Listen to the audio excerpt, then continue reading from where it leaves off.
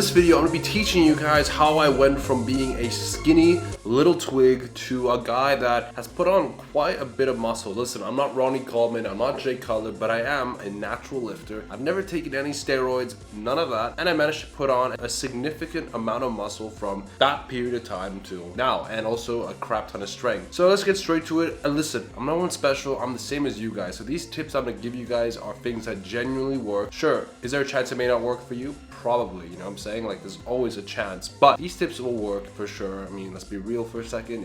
If I can do it, so can you. Have that mindset. First things first, we want to get 3 things on check. You've heard this before, but if you haven't, I'll tell you guys right now. You want to get your workouts in check. This is quite obvious. You want to get your sleep in check. Not as talked about as many of you guys think it is. And your diet. This is also more talked about. These are the 3 components when it comes to putting on muscle. If you have one of them that's not working, chances are you're not maximizing your muscle gains. When I started working out, it took me a while to understand that these 3 things are important, but when I did, the amount of muscle I was able to put on and strength is possible. And listen, I'm not the best human being in the world. There are times where one of these things fails, and when it fails, I notice it. I'm very extreme when it comes to the gym. I love the bodybuilding, I love everything. So make sure you get these 3 things going. So let's start with the workout. So when you're new to the gym, listen, all you want to do is show up to the gym and build a kind of base in a sense. You want to just show up to the gym and have some sort of schedule. That's the hardest thing that people face, is going to the gym then quitting. Start going to the gym for a month or 2, have a basic knowledge of what to do, and break that number, because break the 2-month thing, you won't want to stop. It's addictive. I would recommend you have a plan. I would recommend you have some sort of idea. You don't need to be the best. You don't need to know everything. Just show up to the gym. Very important. But let's just say you pass a 2-month period. Then what? Have a workout plan.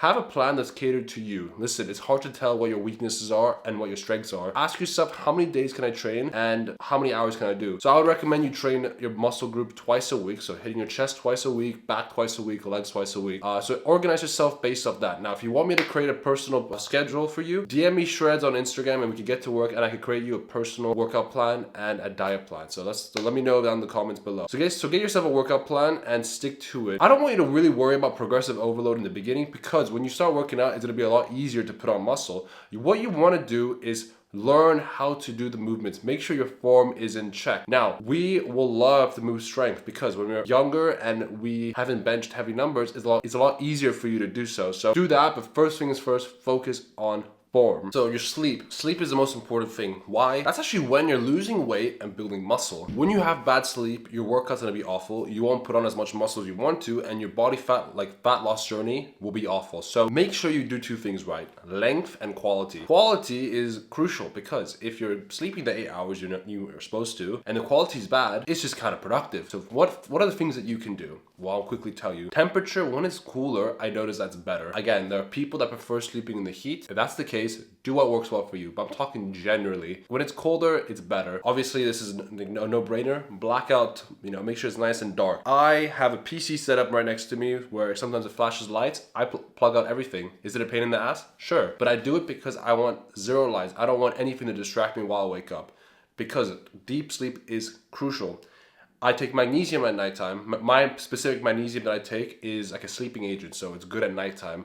I know some you could take in the morning. The one I take is at nighttime, and it helps me with my deep sleep. I don't take any pills and stuff, because I don't want to create a dependency on it. So please don't take anything and get addicted to drugs, please. Now, in terms of hours, 8 hours, maybe 9 to 7 hours is the key, because it's like a good range. Now, in terms of timing, you want every day to be the same. Why? Because you create a sleep cycle. And if you keep it the same, you'll be able to fall asleep easier and wake up easier. I sleep the same time as I do in the weekends.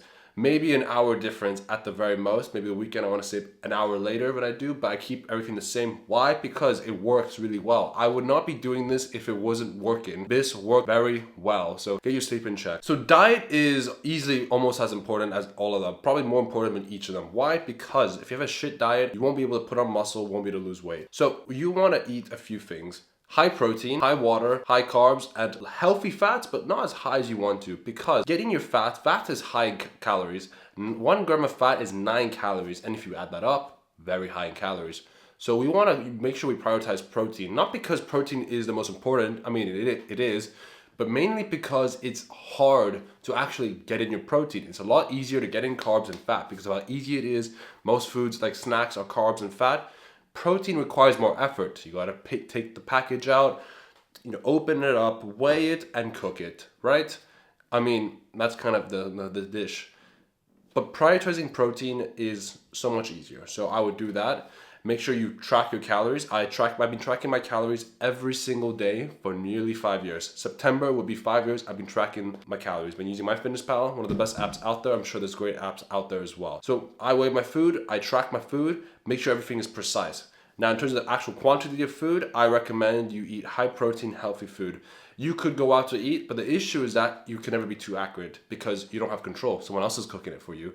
So make sure you cook your own stuff. If your mom cooks your meals, talk to her about the meals. I personally cook it by myself because I don't like to trust people with my dishes. If I fall, I want to fall in my own hands, not because someone else messed up. That makes sense. I know it sounds dramatic, but when it comes to the gym, this is my thing. This is my life. Many people don't get it, but we get it because we were in a dark place and the gym took us out and saved us in a weird way. So these are a few things that I do. It's not so difficult. It's not so hard, but this is everything I did to put on size. See, there's no secret. All you gotta do is stay consistent in the gym.